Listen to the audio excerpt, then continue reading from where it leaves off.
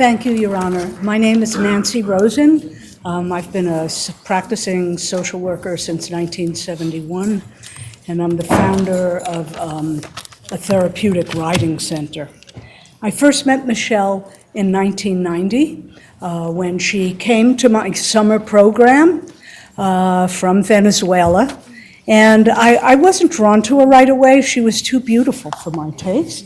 And she was kind of aloof, and we just, I don't know. And then after a while, a couple of days, seeing her in action, just seeing this incredibly thoughtful, kind heart, deep young woman who just paid attention to every living being on the farm, horses, the pig, the parrot, the other kids, anyone who had a problem. She was there for them. Her family had a plan for her to go to a boarding school and when camp was over for a year. And she was not thrilled with that option, and we offered her the possibility of staying with us for the school year. And the family and Michelle accepted. I have a son who's Michelle's age and a son a couple of years older, and they were all very close. They were all really good kids. They were all helpful at the farm.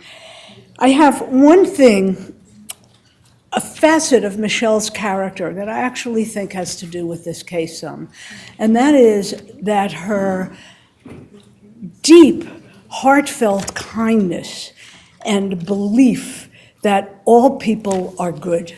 And to the extent that one time she was going down to New York City to visit or to catch up with a cousin who was going to be in town from Venezuela. And when she came back, she was telling me about this really, really nice taxi driver who at the end of the conversation when he dropped her off, he invited her to come visit his apartment the next time she was in the city. And she's telling me this with great enthusiasm, and I'm saying, Michelle, a nice conversation doesn't mean a good person. You really have to, be a little bit more suspicious. She isn't and wasn't. I tried to explain that, you don't visit people you don't know at their homes, that you maybe a public space, At the end of that year with us, Michelle went home to finish high school and college in Caracas, Venezuela. In the 30 years since, she's finished college and completed a certification in therapeutic riding and taught in various places and countries.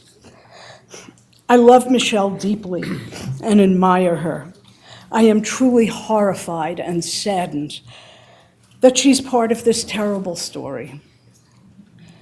I feel great empathy for all the victims that the sociopath Fotis left behind.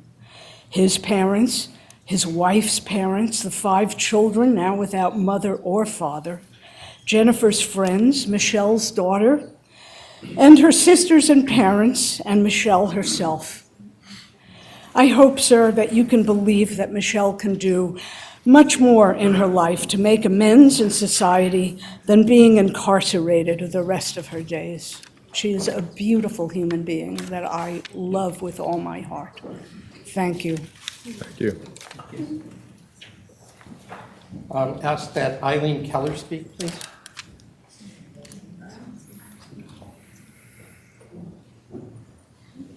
Eileen Keller.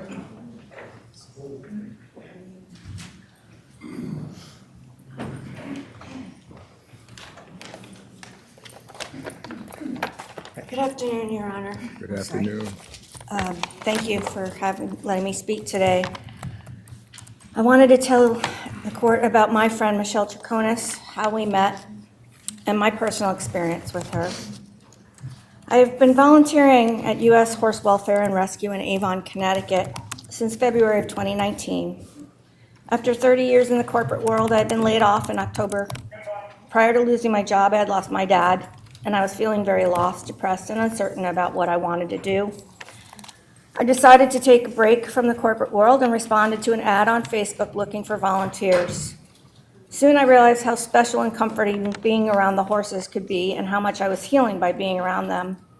I was spending more and more time at the rescue and often met and trained new volunteers.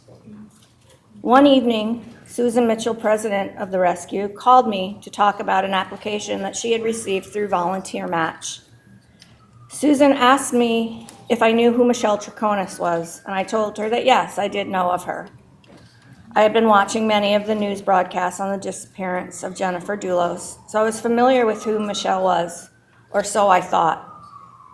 Susan was concerned about having Michelle volunteer because of any possible negative impact it might have to the rescue, both with our volunteers and our fundraising efforts.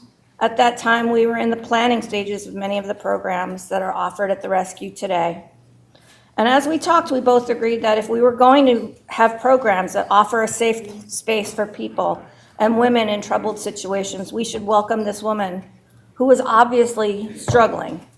Susan asked me if I would mind meeting Michelle at the rescue and giving her an introduction to the work that we do. Michelle arrived with her father, Dr. Carlos Troconis, and they were both obviously very nervous about how she may be received.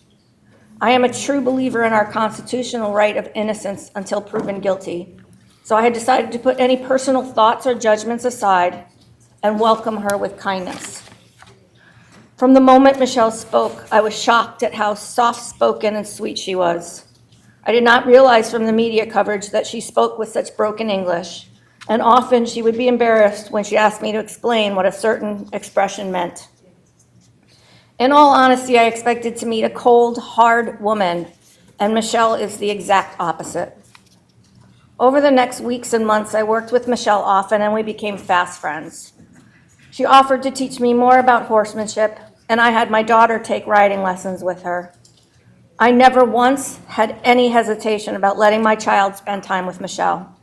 Her daughter Nicole and mine are very close in age, so we often spoke about being single moms, raising at that time almost teens. My daughter Emily loved taking lessons with Michelle, and they formed a friendship bond as well. She even gave Emily a bunch of clothes that she had gotten for Nicole but didn't fit. I think it helped Michelle a bit to spend time with Emily, since most of the time she could only see Nicole virtually. Nicole is absolutely the most important thing in Michelle's life, and she was always so proud to tell me about her accomplishments and how distressing it was to not be able to be with her. Susan brought Michelle, her mom, Maricela, and I together often to discuss the best approach to launch therapy-type programs at the rescue. I got to know Maricela and Carlos, and I understand why Michelle and her sisters are such kind, loving, and faithful people.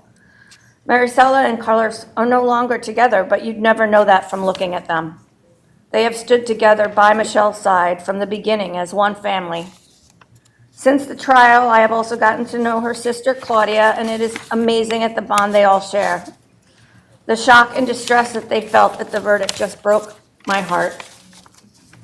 They have given everything they have, emotionally, physically, and financially, to support Michelle, and they continue to do so. As our friendship grew, I was getting more and more frustrated with the media coverage and the picture that they were painting of Michelle. She is one of the warmest, kindest, and truly exceptional women that I have the pleasure of knowing, yet the media has made her into one of the most hated women in the country. When I learned that my younger sister was dying of cancer and very quickly passed away, Michelle was always there with a kind word or a hug to support me.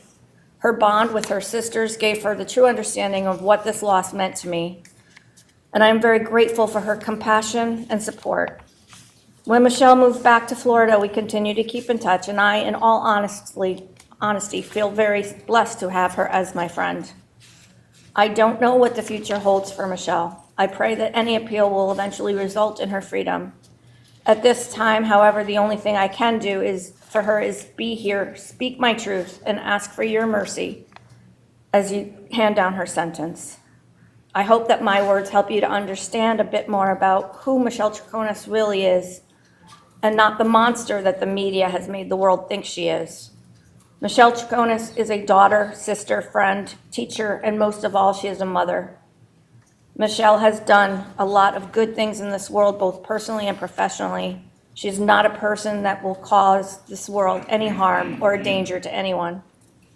Thank you very much for letting me speak today, and my heartfelt condolences go out to Jennifer's children, family, mother, and friends. Thank you. Thank you. I'd like to ask Paula Salazar to speak, please.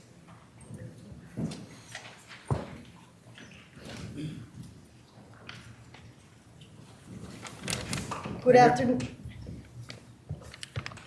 Good afternoon, Judge Randolph. Thank you for giving me the chance to speak here today. I am Paula, one of Michi's closest friends. For me, she's my best friend.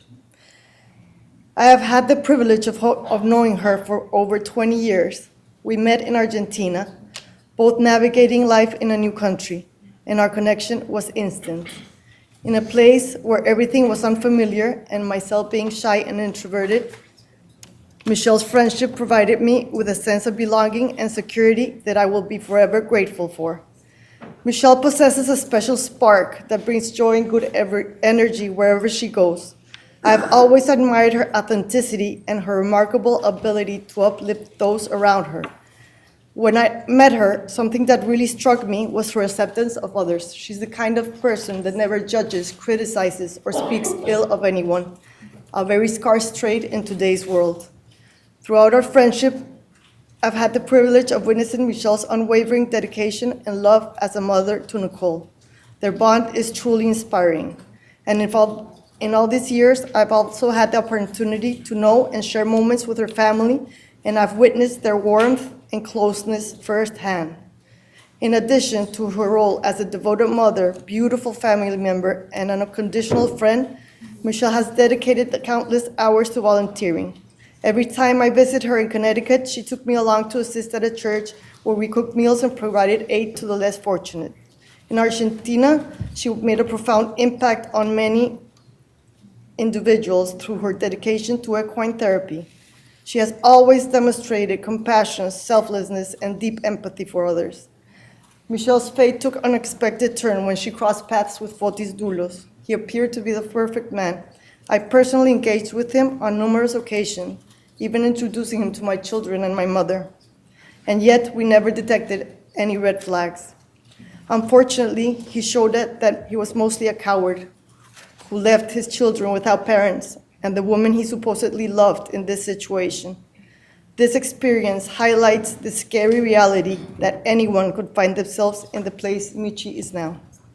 Your Honor, while I understand the gravity of the charges against Michi, I implore you to consider her positive qualities and contributions to society and respectfully request a compassionate outcome for her.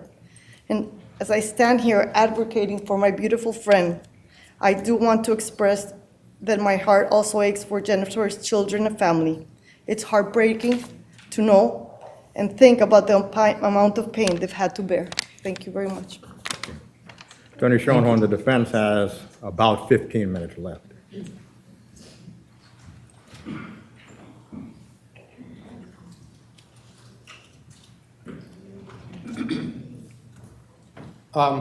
I would now call on Michelle's sister, Claudia Troconis.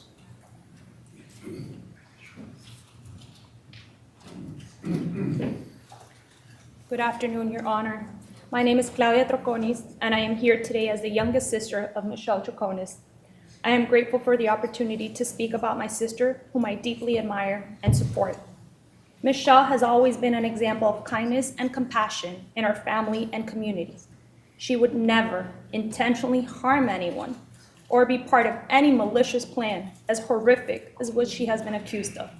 My sister is a loving and exceptional human being who unfortunately fell in love with the wrong man, Fotis Dulos. He portrayed himself convincingly as a charming, well-educated, hardworking man and a dedicated father to his children, who seemed to embody great virtues. Yet he deceived us all, but most importantly, my sister Michelle. One of the most frustrating things for Michi is that while people accept that Fotis fooled everyone, including lawyers and mental health professionals, my sister is expected to have seen him for what he truly was, a dangerous, manipulative, and controlling man. The fact that professionals missed it provides clear and convincing support for the argument that Michelle had no idea what Fotis was and what he was capable of. But I am here today to explain why Michelle would not have known anything and to speak of who she is. As the eldest of 4 sisters and over 21 cousins, Michi has always been the pillar of our family. After leaving our home country, Venezuela, she coordinated our gatherings, ensuring we stayed connected despite our geographical distances, reinforcing the close-knit bonds we value and maintain today. Michi has always been more than just my eldest sister. She has been like a second mother to me. We're 12 years apart, and her nurturing presence has been influential throughout my life. After our parents' amicable divorce, Michi took on significant responsibilities to support our family. One stark memory that stands out is when I was 6 years old and sustained an eye injury while playing soccer with neighbors. I was home alone with her and in a lot of pain, and Michi, without hesitation, rushed me to the nearest hospital, where I underwent critical surgery that saved my vision.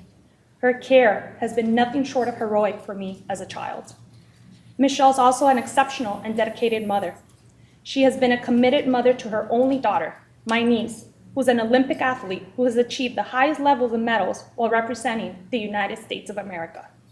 When I decided to have children, I aspired to be a wonderful and dedicated mother like Michi to my twin boys. She has supported every significant milestone for my twins and nephews, serving as an exceptional aunt. They too look up to their eldest aunt, cherishing every outing filled with joy and memorable experiences. Michi's passion for helping others extended into her professional life and is what inspired me the most professionally and personally. Motivated by her paternal aunt, born with an intellectual disability, she pursued a bachelor's degree in special education in Venezuela. Her dedication didn't stop with her degree.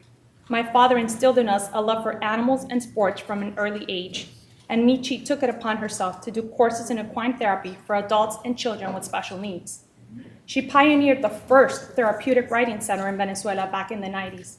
However, this wasn't just a job for Michi, it was her calling. She poured her heart into each session and each family she worked with, fundamentally changing lives for the better. She became the therapist and continues to be the main influence of my best friend's brother because he was diagnosed at an early age with an intellectual disability, and he says that Michi forever changed his life. One beautiful memory I forever cherish is when Michi took us both with her to a staying equestrian camp in New York, and that's when my intense admiration for her grew deeper, as I was just 12 years old then. I always accompanied my sister to her sessions as we shared the same passion for riding horses and helping those most vulnerable. Her profound impact on those she worked with, including my best friend's brother, is a testament to her character and dedication to our community. Thanks to her guidance and inspiration, I followed in her footsteps, volunteering throughout my high school years in a program called Horses for Handicapped. Her influence inspired me to pursue a career in behavior analysis, and I am a proud board-certified behavior analyst. She instilled in me the sense of making a difference in the lives of many children with special needs. None of this would have been possible without Michi's example and mentorship. What happened to Jennifer Dulos is heartbreaking. We're deeply aware of the pain and suffering endured by her family and 5 children these past 5 years. This has left a permanent scar, and our hearts go out to her loved ones during this incredibly difficult time, as no one should endure such suffering. Today I stand before you, Judge, to affirm my unwavering support for my sister Michi and to reveal her true character, which is very different from the accusations against her. Her life has been one of service, love, and dedication to the well-being of others. It is these attributes and her history of positive impact that I humbly ask you to consider in your decision for her sentencing today.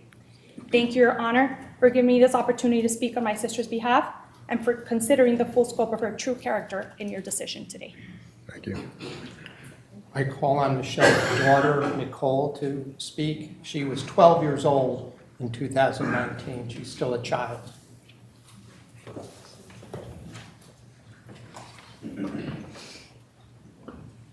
Your Honor, I stand here today to speak about my mom, who means the world to me. I have been in my mom's life for 17 years, 5 months, and 12 days. Despite my parents' separation when I was young, today I recognize the healthy relationship, mutual respect, and care they still hold. They've exemplified the essence of co-parenting, always prioritizing my well-being above all else. My mother, Michelle, has embraced my passions as her own, particularly my love for skiing. Despite not being raised in the skiing world, she has devoted herself to understanding and supporting my aspiration in the sport. That includes moving with me to Colorado since 2015 for 3 to 5 months each season. My mom's presence at my races all over the U.S., regardless of her commitments, speaks for itself about her dedication as a parent. I remember asking my mom why she only had me, and her answer was, because I wanted to always offer all the attention to you. Michelle isn't just my mother. She's my best friend, my rock, and my guiding light. If you ask me who I want to be, my unhesitant answer would be, I want to be just like my mom. She is a perfect example of kindness, thoughtfulness, and selflessness. Whether it's cooking together, numerous friends of mine seek out her company, drawn to her warmth and kindness. Whether it's cooking together, sharing conversations, or simply being in her presence, people gravitate to her brought-up spirit. Reflecting on my past, I remember the introduction of Paula Dulos into our lives, meeting him at the water ski club in Miami. I noticed he was outgoing and friendly.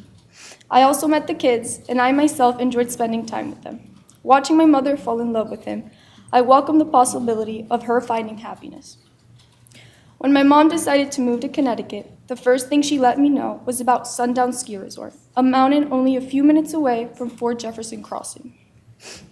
Even though she had fallen in love, she always carried the thought of me and how much I needed my skiing. So much that my mom and I would move to Colorado 4 to 5 months every year for my training.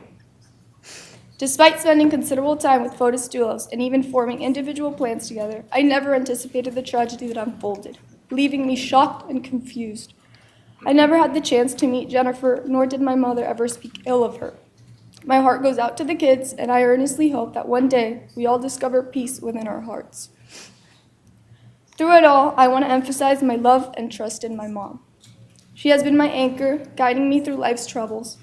She's the first person I call after a bad competition, and without her motivational words or simply her peaceful voice, I wouldn't be able to be where I am today in either my sport or in life. I am begging you to listen. I need my mom in my life.